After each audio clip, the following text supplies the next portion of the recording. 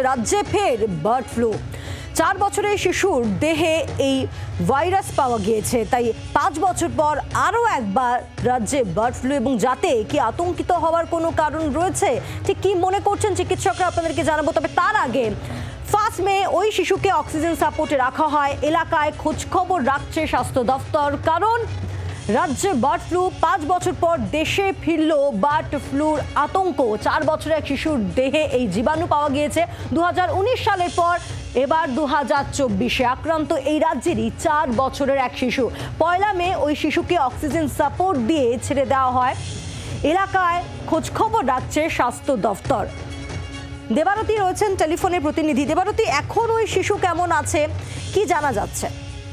দেখো, স্বাস্থ্য মন্ত্রক সূত্রে যেরকমটা জানানো হয়েছে যে ওই শিশুকে অক্সিজেন সাপোর্ট দিয়ে 1 মে হাসপাতাল থেকে ছেড়ে দেওয়া হয়েছে। মালদার কালিয়াচকের ঘটনা এটি, এবং শিশুটি বর্তমানে সুস্থ অবস্থায় রয়েছে বলেই স্বাস্থ্য দপ্তর থেকে জানানো হয়েছে। ইতিমধ্যে এই খবরের সত্যতা স্বীকার করে স্বাস্থ্য সচিব নারায়ণ স্বরূপ নিগম তিনি একটি কোটও দিয়েছেন, যেখানে তিনি জানিয়েছেন যে ইতিমধ্যেই শিশুটির স্বাস্থ্য সম্পর্কে স্বাস্থ্য দপ্তর খোঁজ খবর রেখেছে, এবং শুধু তাই নয়, ওই অঞ্চলের বিভিন্ন জায়গায় খোঁজ খবর করা হয়েছে এবং দেখা হয়েছে যে জ্বর এবং শ্বাসকষ্টজনিত সমস্যা নিয়ে কেউ আছেন কিনা। তবে স্বাস্থ্য দপ্তর এখনো পর্যন্ত কাউকে খুঁজে পায়নি।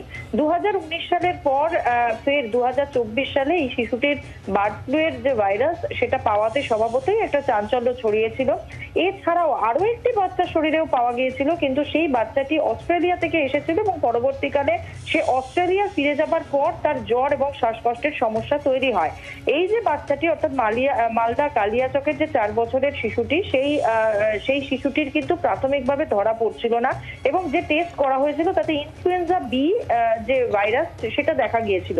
কিন্তু পরবর্তীকালে যখন দেখা যায় যে বারবার বাচ্চাটি জ্বরে আক্রান্ত হচ্ছে এবং তার শ্বাসকষ্ট এবং তলপেটে একটা খিঁচুনি ভাব রয়েছে, তখন তাকে যে পুনের ইনস্টিটিউট অফ ভাইরোলজি সেখানে তার যে সোয়াব টেস্টের নমুনা, সেই নমুনা পাঠানো হয় এবং সেখানেই দেখা যায় যে বার্ড ফ্লু এর ভাইরাস তার শরীরে রয়েছে, এবং সেই কারণেই তার এই বারবার ঘুরে ফিরে জ্বর এবং একই সঙ্গে শ্বাসকষ্টজনিত সমস্যা তৈরি হয়েছে।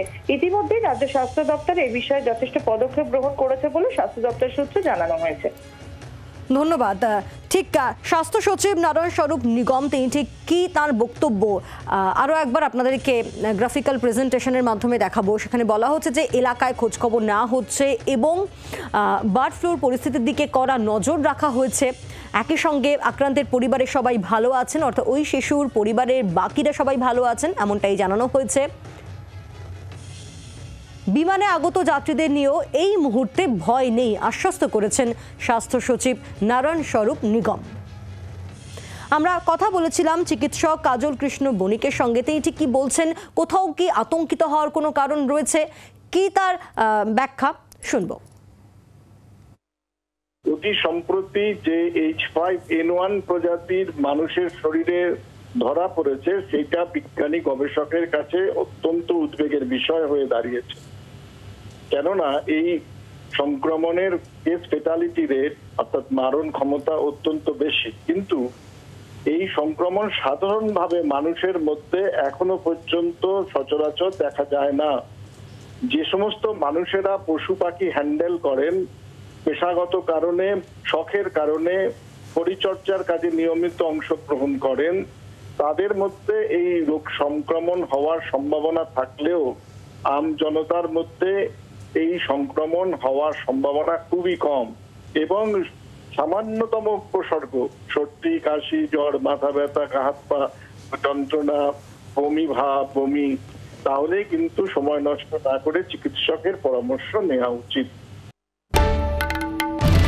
বাংলার আওয়াজ, বাঙালির আবেগ, জি 24 ঘন্টা।